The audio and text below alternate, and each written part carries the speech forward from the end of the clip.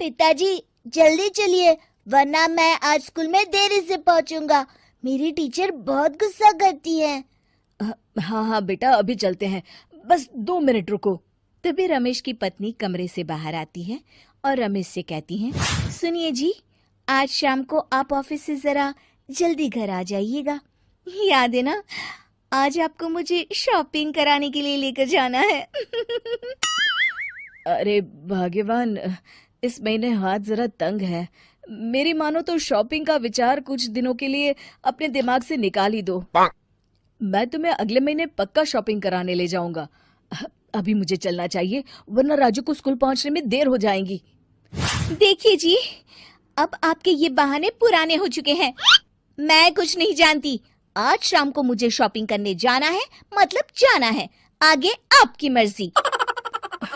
अच्छा ठीक है भाग्यवान, अब तुम पूरा घर सर पर मत उठाओ, मैं कुछ करता हूँ। इतना कहकर रमेश अपने बेटे राजू को लेकर वहां से चला जाता है।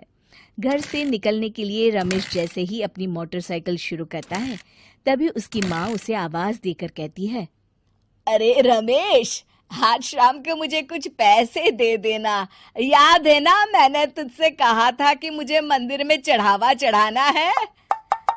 अरे माँ, मेरी तनख्वाह आने में अभी 10 दिन बचे हैं। अभी मेरे पास बिल्कुल पैसे नहीं है। हाँ, मेरी तनख्वाह मिलते ही मैं तुम्हें पैसे दे दूंगा। रमेश की माँ चिढ़कर कहती हैं, अरे तेरा दिमाग तो खराब नहीं हो गया? मैंने तेरे भरोसे मंदिर के पुजारी जी से वादा कर दिया है और तू कह रहा है कि पैसे नहीं है। अब मैं पुजारी जी को क्या जवाब दूंगी? तुझे तो मेरी इज्जत की भी कुछ परवाह नहीं है। अच्छा ठीक है माँ, अब तुम गुस्सा मत करो, मैं शाम तक कुछ इंतजाम करता हूँ। इतना कहकर रमेश वहां से चला जाता है। फिर दोपहर को जब रमेश अपने दफ्तर में बैठा होता है, तब उसे अपनी पत्नी और माँ की बातें याद आती हैं। रमेश अपने दफ्तर के एक साथी मोहन से कुछ रुपए उधार मांगता है।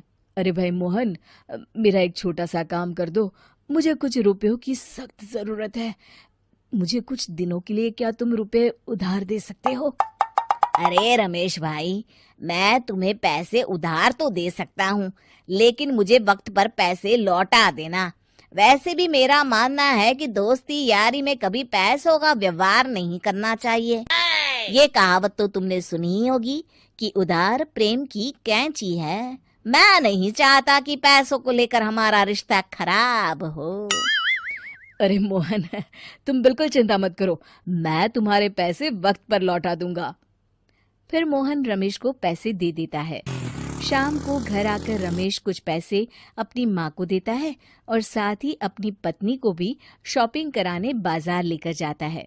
रमेश की पत्नी और उसकी माँ का स्वभाव जरूरत से ज्यादा खर्चीला होने के कारण दोनों हमेशा बेवजह पैसे खर्च करती हैं।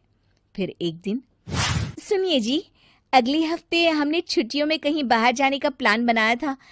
आपने पैसों का इंतजाम कर लिया ना? अरे अभी कहाँ, अभी तो मेरे पास बिल्कुल पैसे नहीं है। हम कभी और चले जाएंगे। देखिए जी, मैंने सभी सहेलियों से कह दिया है कि मैं बाहर घूमने जा रही हूँ। अगर मैं नहीं गई तो सब मुझ पर हंसेंगी। आप कहीं से भी पैसों का इंतजाम कीजिए जी। इतना कहकर रमेश की पत्नी वहां से चली जाती है। वहीं दूसरी तरफ रमेश की माँ भी तीर्थ यात्रा जाने की जिद करती है और रमेश से पैसे मांगती है। फिर अगले दिन रमेश एक सेठ से पैसे उधार लेकर अपनी पत्नी और बेटे को घुमाने ले जाता है और अपनी माँ को भी तीर्थ यात्रा पर भेज देता है। लेकिन जैसे ही रमेश अपनी छुट्टियां बिताकर वापस आता है, कर्जदार उसका जीना मुश्किल कर देते हैं। इतना ज्यादा कर्ज एक साथ अपने ऊपर देख रमेश काफी परेशान रहने लगता है। फिर एक दिन राजू की स्कूल की फीस वक्त पर न भर पाने के कारण रमेश को स्कूल में बुलाया जाता है। स्कूल के प्रिंसिपल साहब रमेश को सख्त हिदायत देते हैं कि अगर वक्त पर स्कूल की फीस नहीं भरी गई तो उनके बेटे का नाम स्कूल से काट दिया जाएगा। अपने बेटे की स्कूल की फीस भरने के लिए रमेश अपने दोस्त गिरधारी से कुछ पैसे उधार ले लेता है और स्कूल की फीस भर देता है।